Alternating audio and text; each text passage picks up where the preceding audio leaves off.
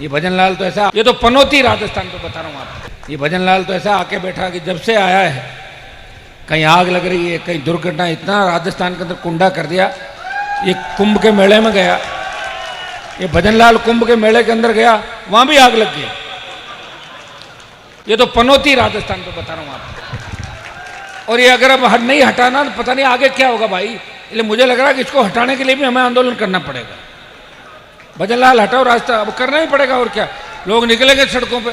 बताओ यार, जिंदा मोदी को श्रद्धांजलि दे दी इसने, कि मोदी जी को श्रद्धांजलि, उपराष्ट्रपति को भावभीनी दे दो श्रद्धांजलि, सत सत अकाल, बार बार अकाल पड़े। मेरी रात, देखो हेलीकॉप्टर और फ्लाइट तो रात में उड़ने की बात होती है, वो कहता है कि मेरी रात फ्लाइट में उड़ेगी। रात फ्लाइट में कैसे उड़ेगी?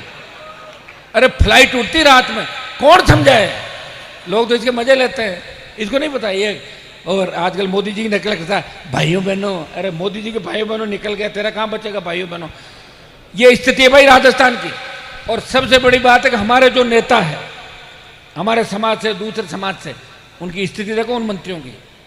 वो भजनलाल उनको डांटता है, वो डांट खाते हैं और कहता है मैं ठीक कर दूंगा, तुम्हें दिल्ली में शिकायत करूंगा। इनकी खुद की कितनी शिकायत हो रही है अता पता ही नहीं। इनका साड़ा जिसके खिलाफ एफआईआर लॉन्च हुई, जो पैसों का सारा लेन देन करता है, हजारों करोड़ रुपए का, वो भूमिगत हो गया। ये चाहे तो उसको पकड़ सकता है, लेकिन दिल्ली में बचाव के लिए कहता है कि उससे मेरा कोई संबंध नहीं। और बाद में तो अपने घर ही रहना, पुलिस आएगी नहीं पकड़ने। पुलिस तो खुद की है ना भाई, कैसे जाएगी पुलिस? बताओ मुझे। ये कोकस जो राजस्थान के अंदर बना, भजनलाल ने यह भी कहा कि कांग्रेस के नेता रात को मेरे घर पे मिलने आते हैं, जाते, सही है।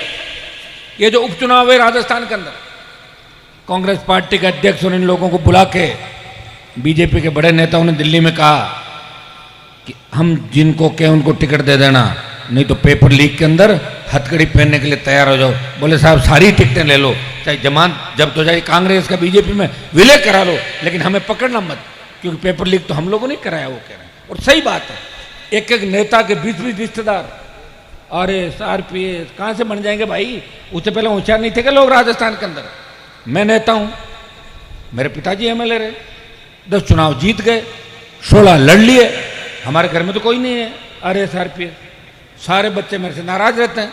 कोई कहता है चाचा जी आप इतने टाइम से जीत गए, आपने हमारे लिए क्या किया? अच्छा मुझे बच्चों क्या करना कि हमारी नौकरियां नहीं लगाई? पढ़ो तो लग जाओगे, और नहीं तो फिर अपना खेत पशु है उसके लिए रेडी हो जाओ सारे। अगर मैं ये काम करने लग जाऊंगा तो फिर मुझे कोई सम्मान नहीं मिलेगा, मेरी हालत भी वही होगी। भजनलाल मेरे लिए भी कहेगा कि कांग्रेस के नेता रात को मेरे से मिलने के लिए घर पे आते हैं। वो कहते हैं ये मिलाजुली का खेल राजस्थान के अंदर। आप बताइए, बीजेपी का प्रभारी बयान दे रहा है कि सचिन पायलट की एक टांग कांग्रेस में और दूसरी टांग उधर। उधर मतलब बीजेपी। तो टांग तो 2 होती थी, एक तो इधर तो दूसरी किधर?